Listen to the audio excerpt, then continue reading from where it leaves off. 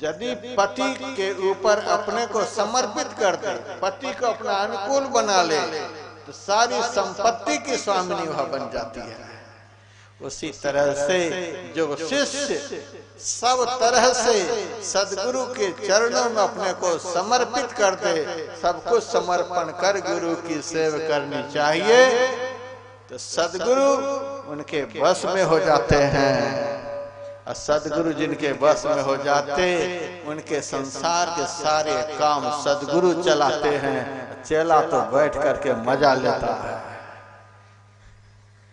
गुरु महाराज की दया का हम लोग अनुभव करते हैं। कोई ऐसा साल नहीं होता है जिस साल में मेरे हाथ से करोड़ों रुपए खर्च नहीं होते। हर साल करोड़ों रुपए खर्च होते हैं। कभी वहां आश्रम बन रहा, कभी वहां आश्रम बन रहा, कभी वहां आयोजन। अभी 40 लाख रुपए जनकपुर में खर्च हुए। 10 दिन का ध्यान शिविर चला था। पूरे ऑल इंडिया में करोड़ों करोड़ हर वर्ष खर्च होते हैं। और शायद व्यासानंद आप लोगों के गांव में कभी चंदा मांगने के लिए नहीं आया होगा। व्यासानंद की रसीद कभी भी आपके घर में नहीं गई होगी। लेकिन करोड़ों रुपए हर साल खर्च होते हैं। ये करोड़ों रुपए कहां से आते हैं? कहां से करोड़ों रुपए आते हैं? हम मांगते हैं नहीं। गुरु महाराज ने हमको बचपन में कह दिया था, बेटा साधु बना है तो भिखमंगा साधु मत बनना, झोला छाप साधु मत बनना, घर घर रसीद लेकर घूमने वाला, भिखमंगा साधु मत बनना। साधु तो बादशाहों का बादशाह होता है। साधु यदि भिखमंगा हो गया तो समाज का कल्याण नहीं होगा। तो बेटा साधु बना है तो किसी से मांगना नहीं। मेरे मन में हुआ, साधु को तो बिना मांगे भी लोग देते हैं, बिना मांगे यदि मिलेगा तब क्या करेंगे? मेरे मन में हुआ और गुरुदेव बोलते हैं बिना मांगे मिल जाएगा तो उसे रखना नहीं। पहला शर्त हमसे गुरु महाराज कराए थे, बेटा साधु बने हो तो किसी से मांगना नहीं, बिना मांगे मिल जाए तो उसे रखना नहीं। मैंने मन में सोचा गुरुदेव की ज्यादा आज्ञा का पालन तो मैं कर नहीं पाता हूँ, कम से कम इतनी भी आज्ञा का पालन जीवन में हो जाए। गुरु महाराज ने कहा था कि किसी से मांगना नहीं। इस मुंह से जब तक व्यासानंद का मुंह रहेगा किसी से मांगेगा नहीं। और बिना मांगे यदि व्यासानंद के हाथ में आएगा तो वह रखा नहीं जाएगा, उसको तुरंत खर्च किया जाएगा। कुछ महीने पहले हम कुप्पा घाट आश्रम गए थे। गुरु महाराज का निवास बन रहा है तो मेरे भी मन में हुआ हमको किसी ने कुछ दिया है तो वह दिए हुए को मैं भी यहाँ दे दूं।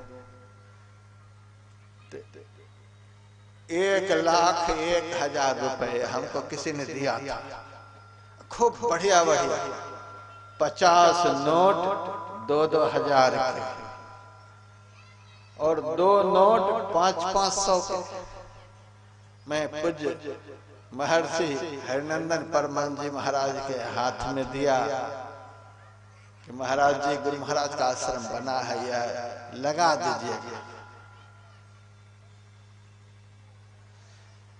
एक ने कहा कि बाबा आपने जो रुपए दिए, आपका जो दिया हुआ नोट था बिल्कुल खरखर कर रहा था, बिल्कुल ताजा लग रहा था कि अभी बैंक से निकला हुआ। मैंने कहा यदि साधु का नोट मुलायम हो गया वह कभी साधु बनेगा नहीं। जब जेब में नोट सड़ता रहता है, झोली में नोट सड़ता रहता है, बैंक में नोट सड़ता रहता है, तो सड़ा हुआ नोट मुलायम हो जाता है, साधु का नोट तो सदैव खड़खड़ करते रहना चाहिए।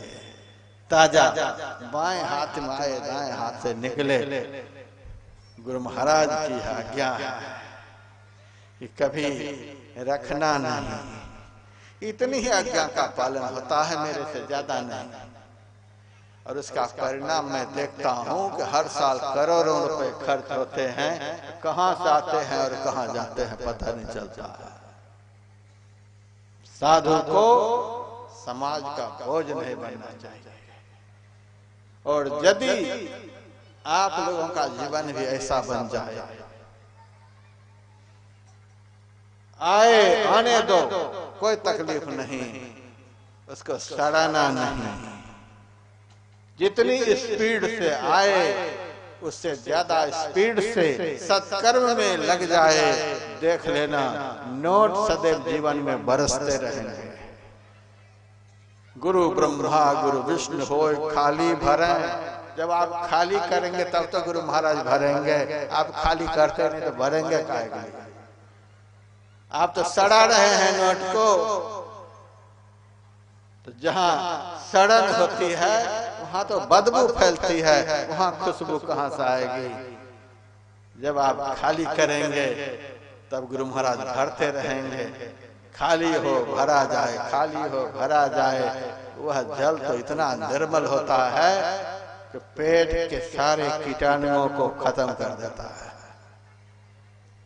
सारे रोग नाशक कीटाणु बढ़ते हैं और रोग को बढ़ाने वाले कीटाणु स्वाहा हो जाते हैं।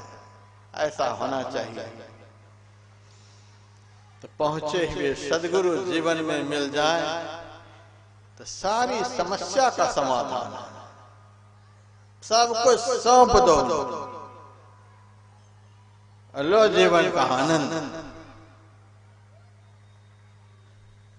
तो पहुंचे हुए सदगुरु जीवन में मिल जाए तो समग्र समस्याओं का समाधान, सारे उलझन खत्म। सुंदर मेला कर दिया, सदगुरु मिला दलाल। तो पहुंचे हुए सदगुरु का मिलना संसार में सबसे दुर्लभ है। आज मेरा अहोभाग्य, आज इस मंच पर मेरा अहोभाग्य है जो मैं हजारों ऐसे सत्संगी भाई बहनों का दर्शन कर रहा हूं जिनको जीवन का सबसे दुर्लभ पदार्थ मिला हुआ है। गुरु महाराज ऐसे सदगुरु आपको जीवन में मिले हुए हैं।